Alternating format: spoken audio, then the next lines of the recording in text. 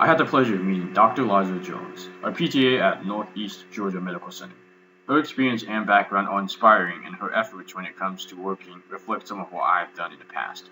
I will share with you parts of her speech and stories, and how those parts relate to my own. Keep in mind that this isn't in any particular order. Jones' credentials include being a PT, DPT, and DN at a cancer rehab, and she serves as a clinic coordinator. She also serves as an associate professor and holds an associate's degree in PTA.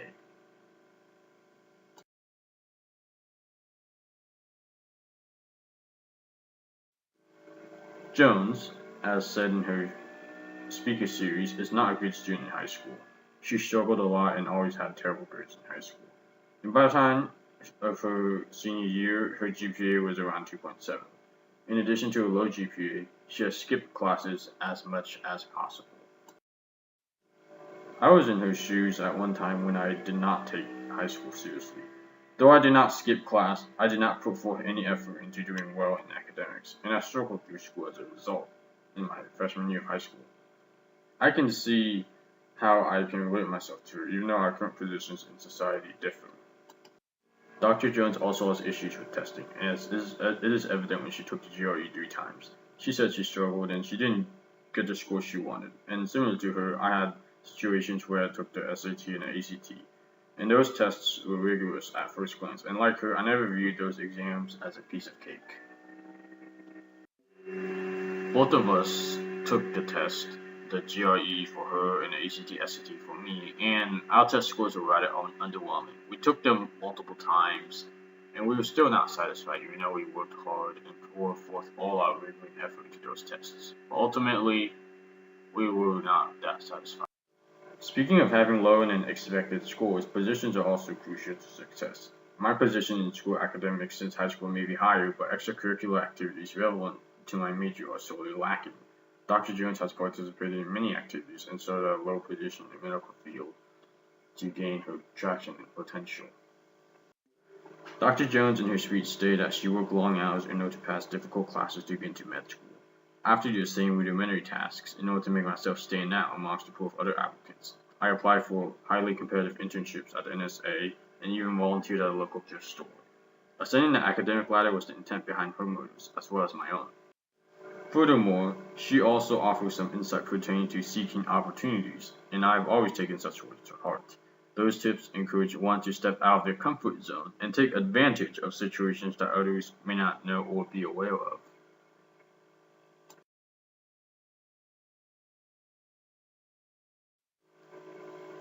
The better the major is, the more beneficial it is to you, as per her words. I have been told that many times though throughout high school, and I always wondered on which major is the most rewarding as well as the most satisfying. Though computer science is a difficult major, I am just getting started with it. To have the best chance of getting in, Jones has to look for schools with the best passing rate. Emory has a lower passing rate, while programs at other universities have a better passing rate, despite the fact that they have the same education quality. This means that to choose wisely, you have to choose schools based on their passing rates rather than on brand name or academic. Adapting to new situations can be difficult, especially in certain situations where you believe you should be in a better scenario. Dr. Jones struggled through high school, but still fell a bit short of skill due to the fact that she was in classes for people in their 20s as a 37-year-old. This doesn't stop her from adapting to the situations. I find this difficult as my current situation is uncomfortable and grueling. Financial advantages are a factor in college decisions at other schools, particularly on where to live. Jones said that insurance was better at the urban areas of Georgia than at rural areas. GT is urban and RIT is mostly suburban. Tech, however, is cheaper primarily because it's in-state, while RIT's tuition is much more expensive. Free internships made me favor RIT. One of her comparisons that stood out to me was her analogy, which requires pediatrics to have the brains of scientists, hearts of humanists, and hands of artists.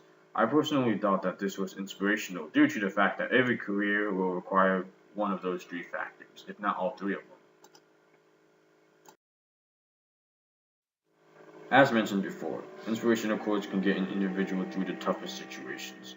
Jones has had the chance to get back into medical school but did not follow up on it.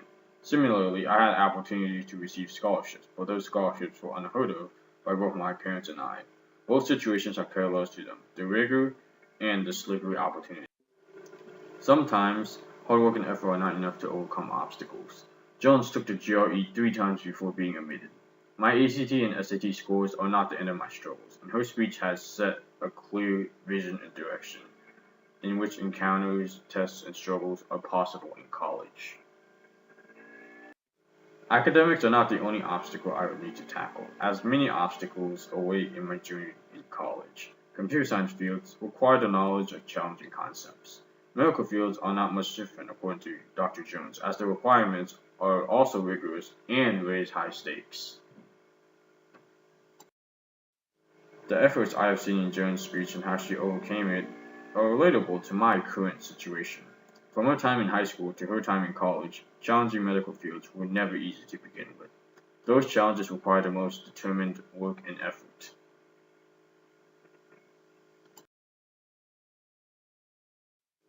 Going through the highest paid fields are not easy, and will extract a heavy toll on an individual.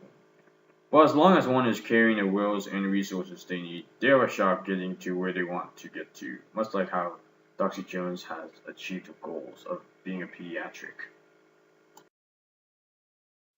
All in all, her experiences and academics, as well as professional career goals, has in some ways mirrored my own.